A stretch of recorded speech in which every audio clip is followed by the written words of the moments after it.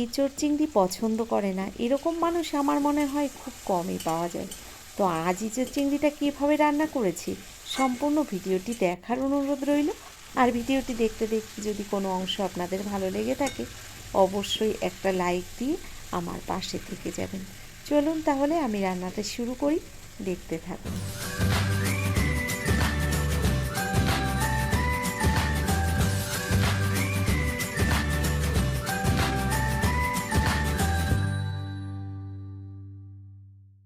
আজ এঁচোড় চিংড়ি রান্না করার জন্য এখানে আমি টাটকা একটা এঁচোড় নিয়েছি, সঙ্গে নিয়েছি 400 গ্রাম চিংড়ি মাছ। আর চিংড়ি মাছগুলোকে আমি ভালো করে কেটে ধুয়ে পরিষ্কার করে গুছিয়ে নিয়েছি। এবার এঁচোড়টাও কেটে নেব। নমস্কার বন্ধুরা, আশা করছি হয়তো সকলেই ভালো আছেন। টিয়ার রান্নাঘর থেকে আমি তন্দ্রা আজ নিয়ে এলাম এঁচোড় চিংড়ির রেসিপি। দেখতে থাকুন আমার সম্পূর্ণ ভিডিওটি, আশা করছি আপনাদের ভীষণ ভালো লাগবে। আর ভিডিওটি দেখতে দেখতে যদি ভালো লেগে যায় অবশ্যই একটা লাইক দিয়ে দেবেন। দেখুন এখানে আমি মশলাগুলো এক এক করে গুছিয়ে নিয়েছি। এখানে দুটো বড় সাইজের পেঁয়াজ রয়েছে, একটা গোটা রসুনের কোয়া, আর এখানে 1.5 ইঞ্চি পরিমাণে আদা রয়েছে, 10-12টা শুকনো লঙ্কা আর 4টে কাজু। মশলাটাকে আমি বেটে গুছিয়ে নেব। তার আগে আমি কড়াইতে জল গরম বসিয়ে দিচ্ছি। এর মধ্যে আমি প্রথম এঁচোড়টাকে সিদ্ধ করে নেব। তো জলের মধ্যে দিয়ে দিলাম অল্প পরিমাণে লবণ হলুদ দেওয়ার পরে এঁচোড়গুলো এক এক করে এই জলের মধ্যে আমি দিয়ে দিচ্ছি। জলের মধ্যে এঁচোড়গুলো দেওয়ার পরে আমি ভালো করে ঢাকনা বন্ধ করে এঁচোড়গুলোকে সিদ্ধ করে নেব। তো এখানে দেখুন ঢাকনা বন্ধ করে আমি এঁচোড়টাকে সিদ্ধ করে নিচ্ছি। এদিকে আমি মশলাটাকে রেডি করে নিচ্ছি। তো মিক্সির মধ্যে এক এক করে মশলাগুলো আমি সব দিয়ে দিলাম আর একটা পেস্ট বানিয়ে আবার ফিরে আসছি। দেখুন এখানে মশলাটাকে আমি একসঙ্গে ভালো করে পেস্ট বানিয়ে নিয়েছি। মশলাটা সুন্দর পেস্ট হয়ে গেছে। এবার আমি রান্নাটা শুরু করব। তার আগে এঁচোড়টাকে আমি সিদ্ধ করে নামিয়ে নেব। দেখুন মশলাটাকে বেটে নিতে নিতে এদিকে আমার এঁচোড়টাও ততক্ষণ সিদ্ধ হয়ে গেছে। এবার এঁচোড়গুলোকে নামিয়ে আমি জলটাকে ঝরিয়ে নেব। তো এখানে দেখুন এঁচোড়টা বেশ ভালো সিদ্ধ হয়ে গেছে। এবার আমি এঁচোড়গুলোকে নামিয়ে জল ঝরিয়ে নিচ্ছি। এরপর আমি রান্নাটা শুরু করব। তার জন্য দেখুন গ্যাসের উপর একটা কড়াই গরম বসিয়ে দিয়েছি। ওই কড়াইয়ের মধ্যে দিয়ে দিলাম আমি প্রায় 150 গ্রাম পরিমাণে সর্ষের তেল। এঁচোড়ে একটু তেলের পরিমাণটা কিন্তু বেশি লাগে। তো ওই তেলের মধ্যে আমি আলুগুলোকে প্রথম ভেজে নেব। তো দেখুন এখানে আমি 4টে মিডিয়াম সাইজের আলু কেটে নিয়েছিলাম। তো আলুগুলোকে এই তেলের মধ্যে ভালো করে ভেজে নিচ্ছি। আলুগুলোকে ভেজে নামিয়ে নেওয়ার পরে ওই তেলের মধ্যে আমি এঁচোড়গুলোকেও ভেজে নেব। তো দেখুন কিছুক্ষণ টাইম ধরে এইভাবে আমি আলুগুলোকে ভেজে নিচ্ছি।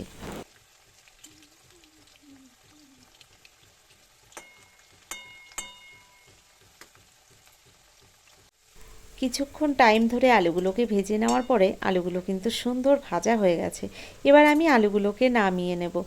তো দেখুন আলুগুলোকে এবার আমি নামিয়ে নিচ্ছি। আর আলুগুলোকে নামিয়ে নেওয়ার পরে ওই তেলের মধ্যে আমি আবারও এঁচোড়গুলোকে ভেজে নেব।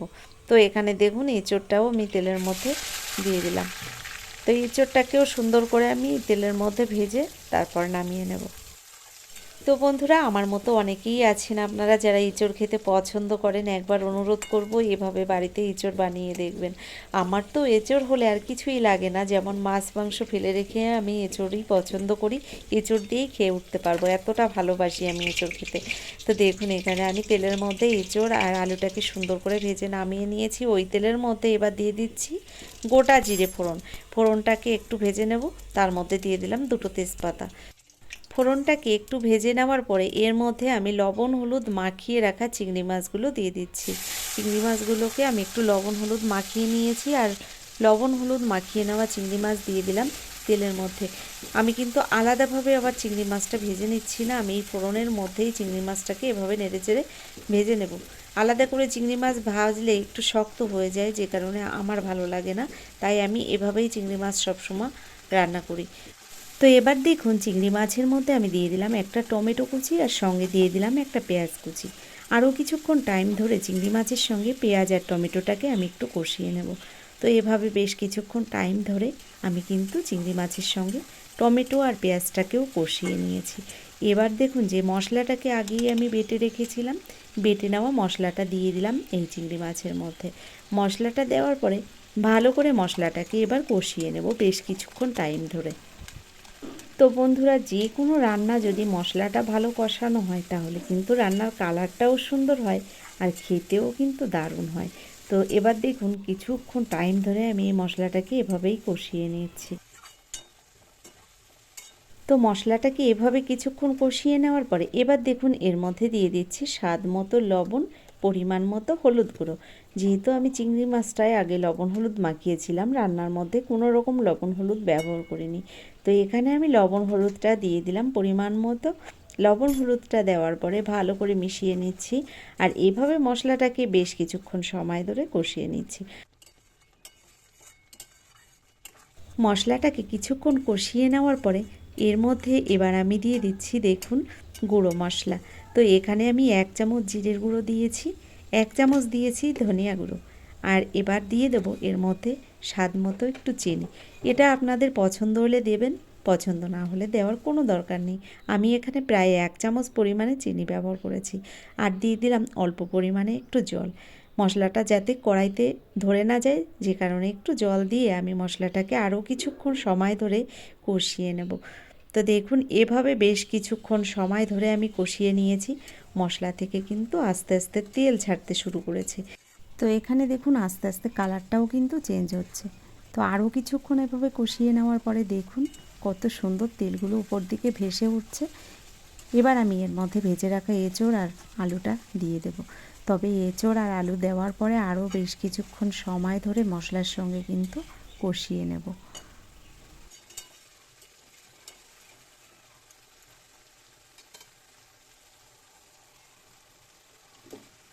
এবার দেখুন আলু আর এঁচোড়টা দিয়ে দিলাম মশলার মধ্যে। ভালো করে এভাবে নেড়ে চেড়ে মশলার সঙ্গে এঁচোড়টাকেও কিছুক্ষণ কষিয়ে নিচ্ছি। তো ভালো করে কষিয়ে নিয়ে তারপর দিয়ে দেবো এর মধ্যে উষ্ণ গরম জল। যে কোনো রান্নার মধ্যে যদি গরম জল ব্যবহার করা হয় তাহলে তো রান্নার টেস্টটা বেড়ে যায়। তো আমিও এখানে গরম জলটাই ব্যবহার করব। আর দেখুন আস্তে আস্তে কিন্তু সুন্দর কষানো হয়ে গেছে। এভাবে আরেকটু সময় আমি কষিয়ে নিয়ে তারপর জলটা দিয়ে দেবো।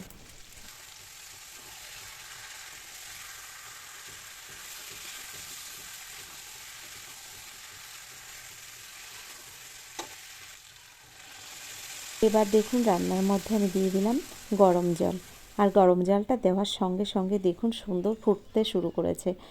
এবার আমি ভালো করে একটু মিশিয়ে ঢাকনা বন্ধ করে ঢেকে দেব 5 মিনিটের জন্য। 5 মিনিট ঢাকনা বন্ধ করে আমি রান্নাটা করে নেব। তো দেখুন ঢাকনা বন্ধ করে 5 মিনিট রান্না করে নিয়েছি। চলে এলাম 5 মিনিট বাদে ঢাকনাটা খুলে। এবার আমি ওপর থেকে এই তেজপাতাগুলোকে ফেলে দেব আর চেক করে নেব এখানে এঁচোড় আলু ঠিকঠাক সিদ্ধ হয়েছে কিনা। তো দেখুন এখানে এখনও একটু ঝোল বেশি রয়েছে, আমি তো এতটা ঝোল রাখবো না। তো আর কিছুক্ষণ আমি রান্না করে নিচ্ছি। তো এখানে দেখে নিলাম এঁচোড়টা বেশ সিদ্ধ হয়ে গেছে আর আলুটাও সঙ্গে সিদ্ধ হয়ে গেছে। তেজপাতাগুলোকে তুলে ফেলে দিচ্ছি আর এভাবে আরও কিছুক্ষণ রান্না করে নিয়েছি। তবে দেখুন এবার ঝোলটা কিন্তু অনেকটাই ঘন হয়ে গেছে। আর এখানে এবার দিয়ে দেব আমি গরম মশলা। তো গরম মশলাটাই এবার আমি দিয়ে দিচ্ছি। দেখুন অল্প পরিমাণেই দিয়েছি গরম মশলা। দেখুন এখানে 1 চামচের 3 ভাগের 1 ভাগ দিয়ে দিলাম গরম মশলা, আর গরম মশলাটা দেওয়ার পরে ভালো করে একবার মিশিয়ে নিলাম। রান্নাটা আমার হয়ে গেছে আর নামিয়ে নেওয়ার আগে দিয়ে দেবো একটু ঘি। তো বন্ধুরা, কেমন লাগলো আজকের রেসিপিটি অবশ্যই কিন্তু লিখে আমাকে জানাবেন।